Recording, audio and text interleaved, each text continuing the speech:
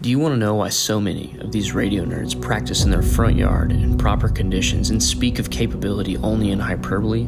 That's because executing in a real-world environment sucks, it's deadly, and it's dangerous. But these grain silos have haunted me my entire life, standing like giant sentinels on the horizon. I never really had a reason to go inside, but now I do. Not necessarily out of just curiosity, but of necessity, to establish the ultimate urban comms outpost. For me, there is no exaggeration, only execution. Level Phase 2. Operation Doomsday.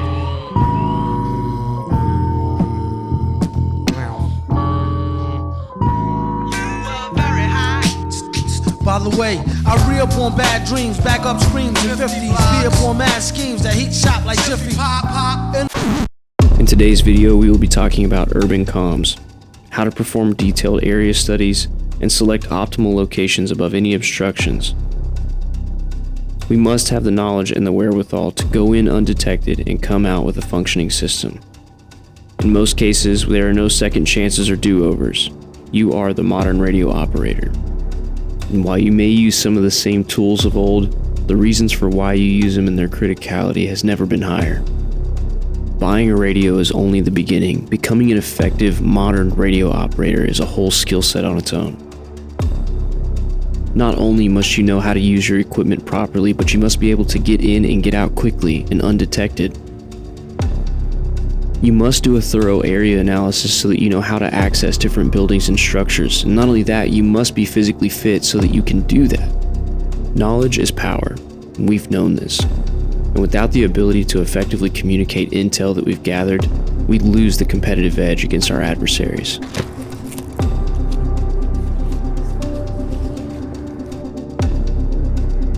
So stick around for this detailed video about how to be an effective radio operator in an urban environment. Good copy.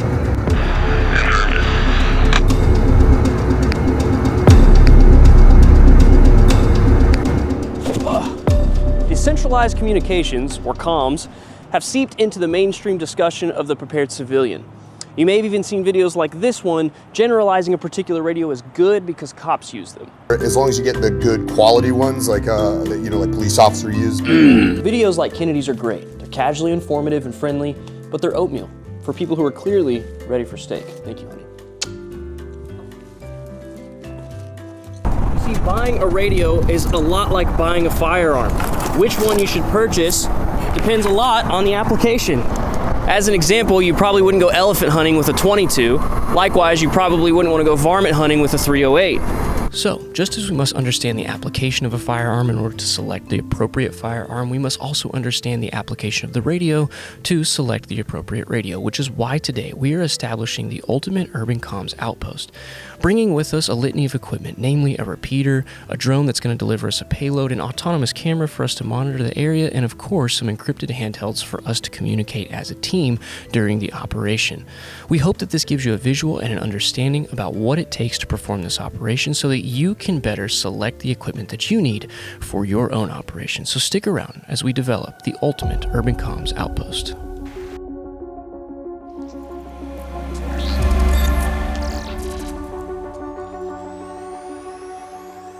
In the book The Art of War, Sun Tzu emphasizes the importance of terrain and positioning in warfare, advocating for taking the high ground to gain a tactical advantage. In radio communications, we also gain a tactical advantage when we take the high ground, and that is because our radio frequencies are making it above the horizon line. So whether we're utilizing mesh-tastic or simple ham radios, better line of sight gives us better range capabilities. And one of the objectives of this video will be to set up a repeater to increase our radio's effectivity. But what exactly does a repeater do? A repeater acts as a relay to get information off the ground and up into a higher point where it can then be repeated over the horizon line, hence the name repeater. Now, typically metropolitan areas already have this kind of infrastructure in place for more traditional radio operations, but what we're talking about here today is setting up something that belongs to the radio operator. We're talking about a deployable piece of comms kit, something that's integrated within the radio operator's bag and his equipment. It's exclusive in nature and not subject to unwanted interference, tampering, or eavesdropping. But Before we get to what equipment is needed and how to set up ad hoc repeaters, we must first talk about the first step in this venture, which is how to perform a proper area study. When we set out to make this video nearly 6 months ago, we started out by doing an area study. We were looking for the highest point of elevation in our area of operation, and that led us to these grain silos.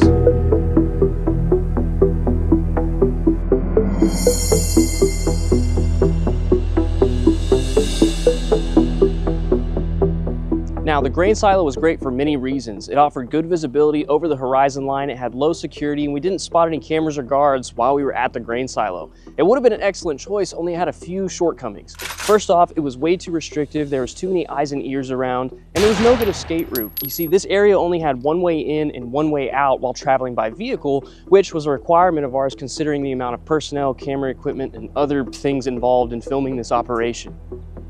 However, had we decided to use this location, we would have needed to bring an additional layer of protection. That additional layer would have been a gas mask capable of filtering out the mold and other toxins you might find in an old unused grain silo such as the one behind me.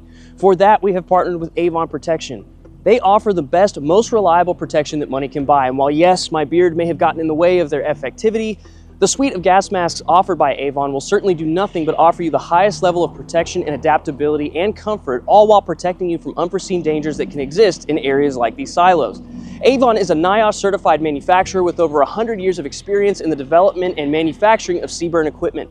Plus, they offer different filters for different missions. Last year alone, we had thousands of deadly situations where having a CBRN mask would have made the difference between getting out safely or not. The world we live in today requires this level of protection for those who take their preparedness seriously, which is why we have chosen Avon over other competitors, which we have also tried and tested over the years. Use code GRIDBASED10 at checkout at shop.avon-protection.com to save yourself 10% off at checkout. Now, one thing I will mention about these grain silos and about gas masks is that gas masks filter available oxygen. They do not provide you with oxygen. And sometimes in areas like this, if there's heavy gases or other contaminants that are limiting the appropriate supply of oxygen that you should have to live in the bottom layers of there because there's no proper ventilation or anything like that, a gas mask is not going to help you. In that type of situation, you would need a mask that has positive air pressure with oxygen tanks to supply you with the appropriate amount of oxygen.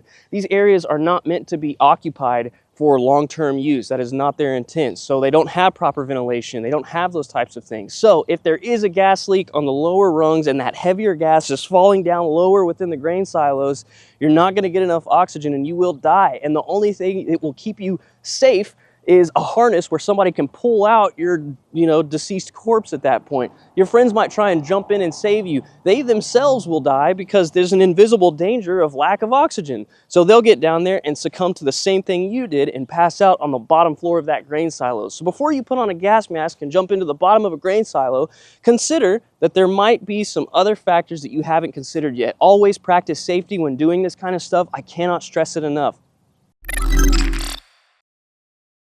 And with me today, I have a good friend of ours, Stephen Schuff, who is a subject matter expert on numerous topics, but focusing in on this one, drone operations. Now, Stephen himself is a prepared civilian who has taken numerous classes with folks like Christopher Rance at CR2 or Mojave Repeater's RTO Basics and soon to be RTO Advanced. Stephen is just like you and I, someone who is a well-rounded civilian who thinks about things in a critical nature, and he has offered his services and expertise to come help us perform this area study for this project. So, Stephen, a little bit about what drone you use. You have a Mavic or a DJI? Yeah, DJI Mavic 3. What is it about that drone exactly that, you use it professionally in your line of business, but you also use it for these types of tasks? Is there a particular reason why that drone was chosen over others? Yeah, so when the Mavic 3 Enterprise entered the market, it was the first drone with mechanical shutter, which significantly increased the speed that you can map at, as well as RTK precision, so making the map super accurate. When you say the speed that you map at, you're actually talking about how many pictures you're taking over a given area that you're flying over. Yes. So if you were to try to do it with an off-the-shelf drone from like Best Buy, the mechanical shutter on the Maverick 3 Enterprise can map close to 28 to 32 miles per hour, whereas the electronic shutter from your off-the-shelf drones are probably closer to 12 to 14. And so ultimately what happens, at least in this particular case, is that we went out, we mapped this area and took like 400 photos, I believe, something Yes. like that, and then threw it into a program, and that program is Pix4D React. Yes. So Pix4D React will give you a 2D map, very high detailed. I also use Drone Deploy in my professional use, and Drone Deploy is very good for like building 3D maps. It has a little bit of AI influence, so anything that you may miss on the map, it can kind of fill in some of the gaps. But also Pix4D makes a full mapper software, and it's very good for like 3D maps as well. So zooming back out a little bit, just to recap, we went out, we took the drone, we took 400 photos, we loaded those photos up into a program that then collated all of those photos into one image that could then be overlaid on top of existing Google Maps. Now the reason for doing something like this is because you get a much more accurate picture of what's going on at the time. Of course, you could go into legacy maps, photos that were taken last year or 6 months ago, and get some good general information. But for our particular purposes, and as you'll see in these photos and videos that I'm about to show you, we found some stuff that wasn't existing there before on the Google satellite maps that we were using. We found new construction crews, new construction that was going on. We found all sorts of really helpful information that helped us learn more about the area before we decided to step into it. So I hope that this encourages you on understanding more about what tools are out there and how to perform a proper area study. We could probably make an entire video 3 hours long on area study, but this one particular thing I found really fascinating. Get your drone, and you have an enterprise drone, but if someone just has how I have a Mini 4 or something like that, you can still take pictures with that kind of drone and still use this Pix4D React software to develop an orthographic map that is a much more accurate depiction of the area that you are photographing. Not only that, you have the opportunity to export those files into, let's say, a JPEG, so you could just keep that on your phone forever, but even more so than that, you can extract that data and load it into your maps on ATAC. So if you are someone who is an avid ATAC user and you are wanting the most up-to-date maps that you can possibly get whenever you're perhaps performing search and rescue in a given area or what have you, you can take this type of tool, go out, take the photos, load them together, and then throw that on top of your ATAC map layers. And that's going to give you a clear-cut strategic advantage whenever you go into somewhere, because you have the most up-to-date information that you could possibly have on that area. Now, the last thing I will mention on mapping is that Google Earth offers some similar capability with regard to custom maps. One thing you can do on Google Earth is put your own points of interest in place as a map layer. This gets rid of all of the nonsense like Dairy Queen and Chicken Express, and instead keeps only the important things for emergencies and disaster response. As you can see here, I can click on this little icon and it'll pull up the Irving Fire Department Station number 7 with all of the relevant info there. So you might want to make your own map like this. Perhaps you have things that are important to you. This is a great way to get information if you're not an avid ATAC user, or if you're looking for a backup to ATAC for different purposes. This will work on your phone, your desktop, your laptop, whatever. Now, if you don't have the time to generate your own points of interest map, you can go to propagationco.com, and they've already done the hard work for you.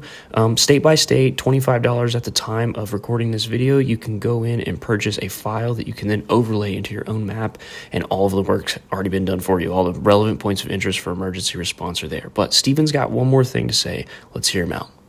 So we're out here, and obviously we just got done flying. You've seen that in the video at this point. But Steven was talking about the fact that he had loaded up an application. I don't know, you want to talk more about that? Yeah.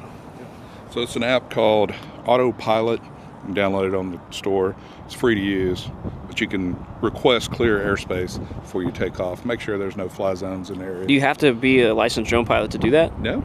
You can just go in there. And so then what happens? It puts it on FAA charts that you're going to be in that area? So it'll let you know if you need to get any kind of permission from a local tower, or if it's not safe to fly, or if maybe you're height restricted, maybe you can only go 150 feet up. So, or if the president's in town. Yeah. Let you know. Well, Super Bowl, stuff like that. Yeah. Okay, cool. Absolutely. All right, thanks. Well, we got a lot more to do. Stay tuned. Now, whichever way you go with this, the type of environment that you're in is going to heavily dictate the type of equipment that you bring, which brings us to our next topic.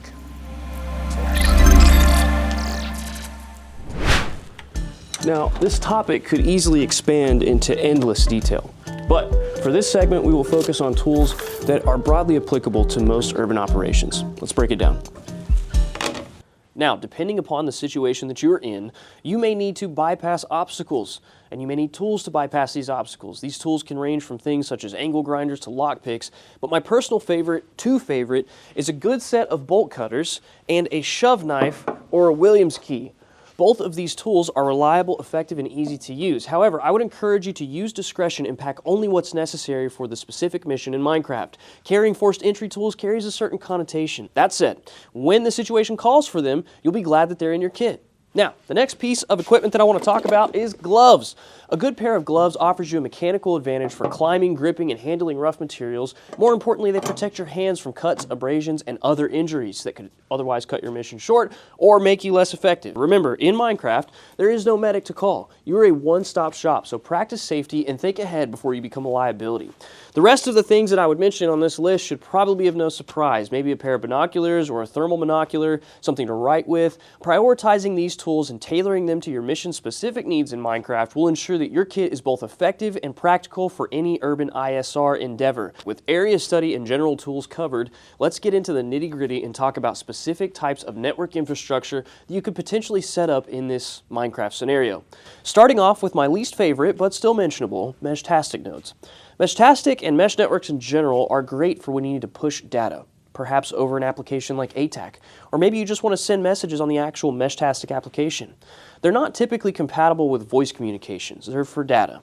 That said, deploying properly programmed, pre-built mesh networks and deploying them into urban environments can be a relatively straightforward process if done thoughtfully. The key is placement. Position nodes as high as reasonably possible to maximize coverage and avoid detection.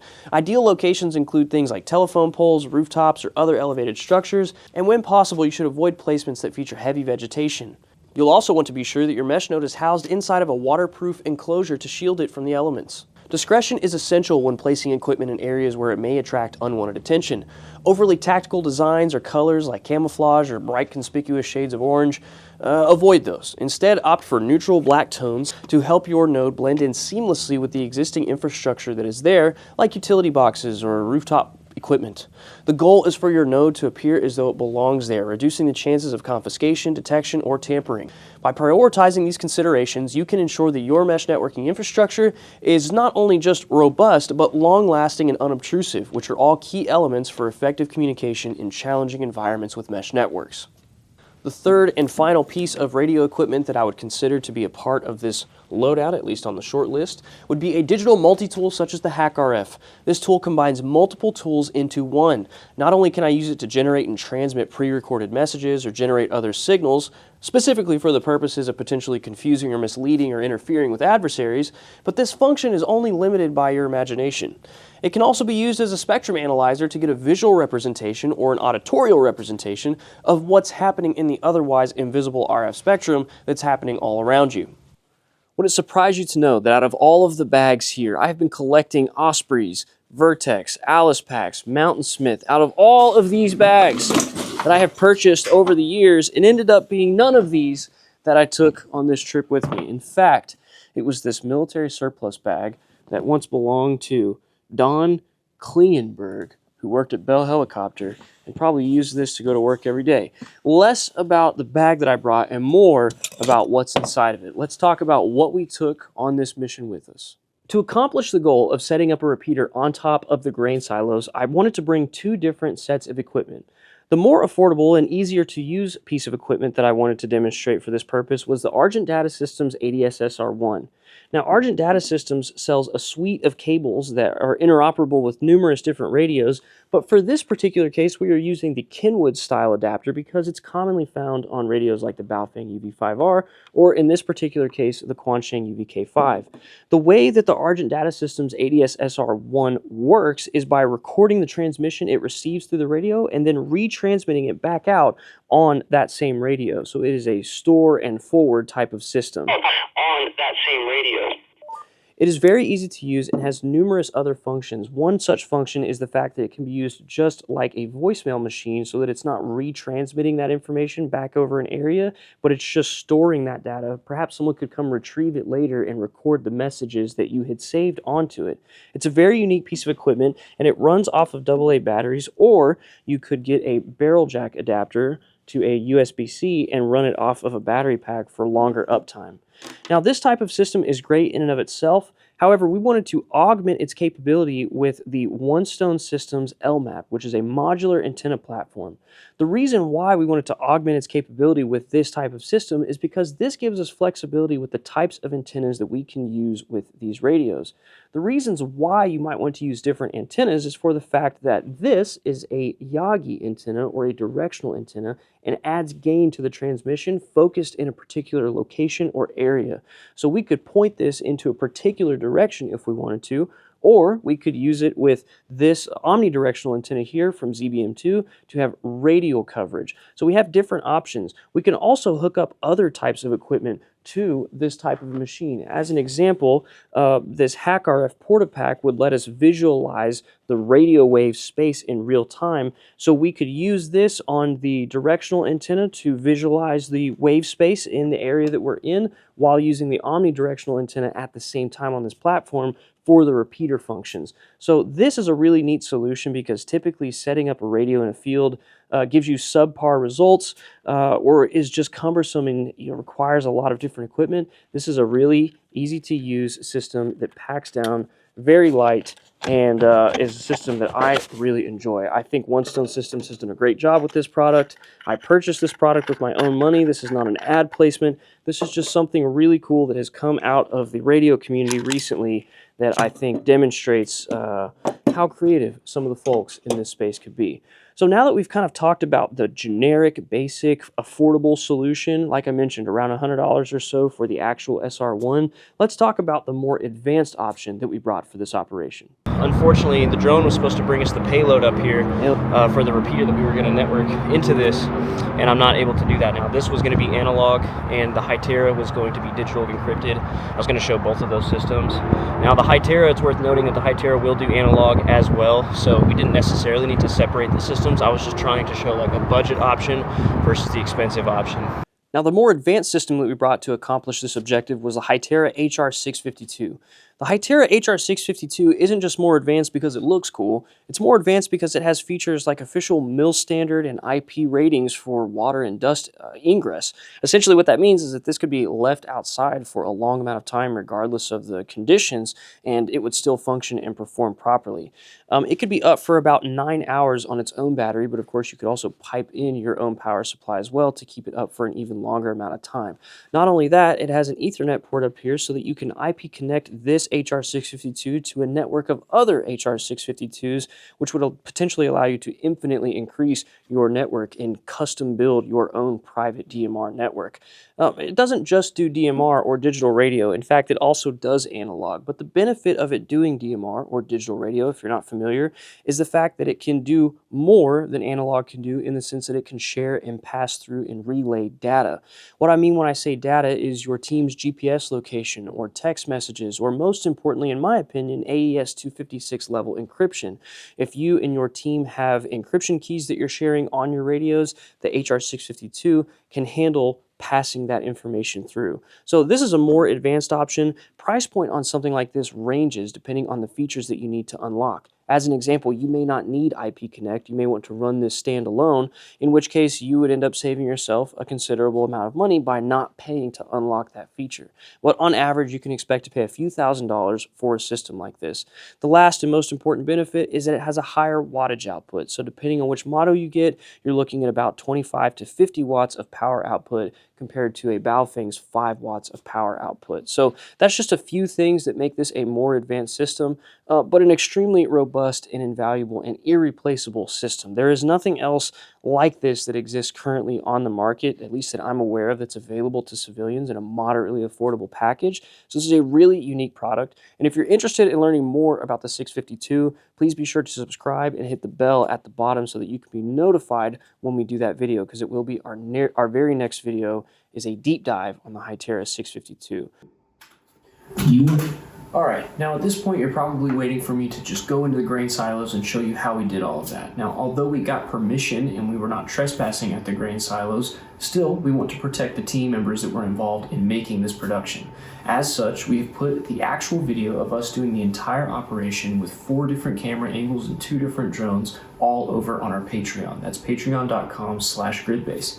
Now, if you're interested, we did a crew mission debrief where everybody that was involved in this production went into the podcast studio and we talked about what went wrong, what went right, and what we wish we would have done differently. So I would hope that you would go and check that out. You can find it wherever you find your normal podcast, either in Apple or Spotify, whatever. Search Gridbased. All the links are down below. I want to thank you for watching. I'm Jake with Gridbase.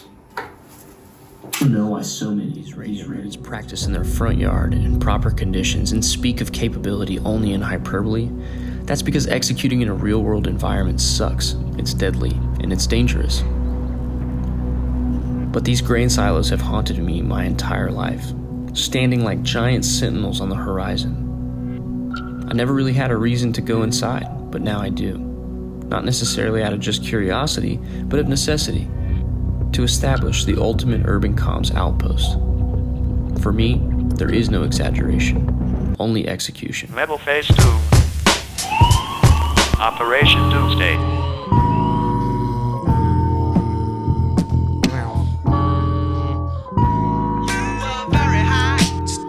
By the way, I re-up on bad dreams, back up screams in 50s, be up on mad schemes that heat shop like Jiffy. Pop, pop, in an instant, get smoked like Winston cigarettes. Hoes get ripped off like Nicorette. In real life, the real tripes.